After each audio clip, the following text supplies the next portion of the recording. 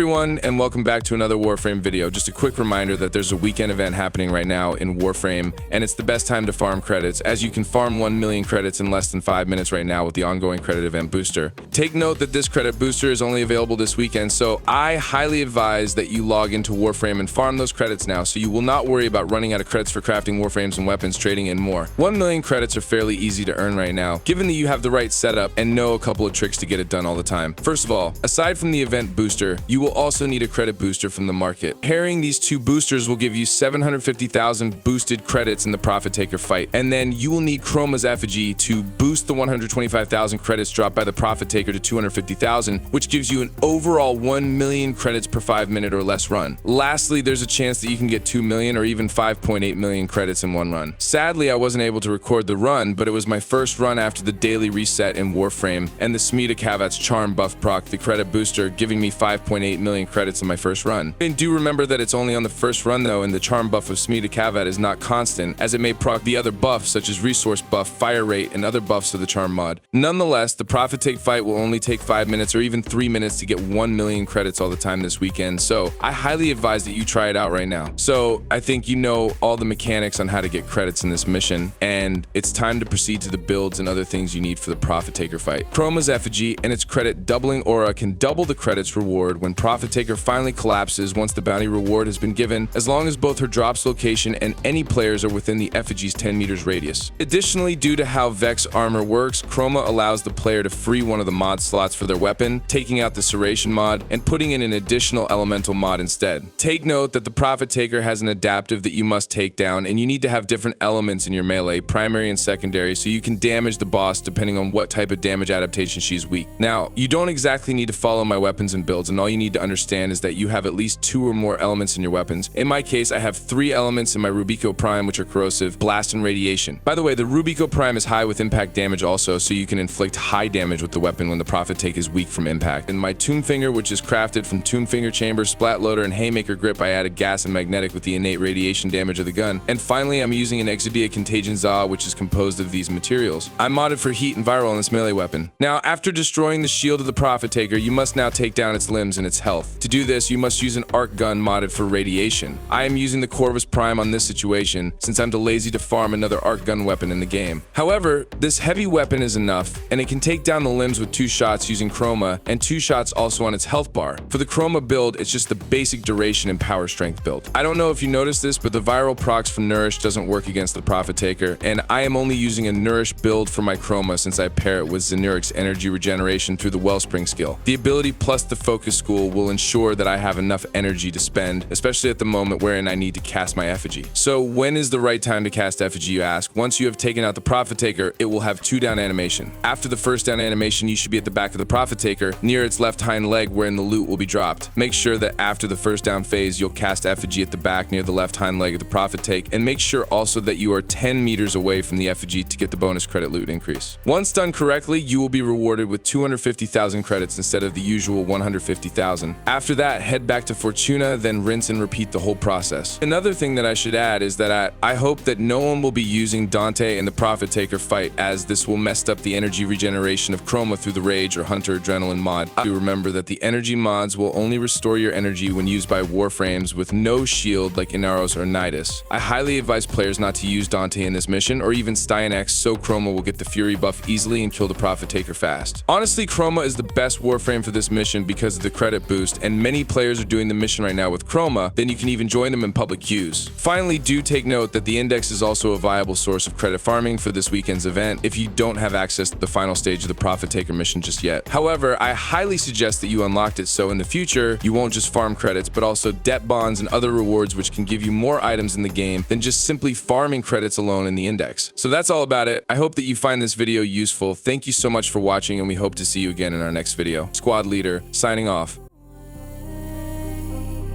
You give me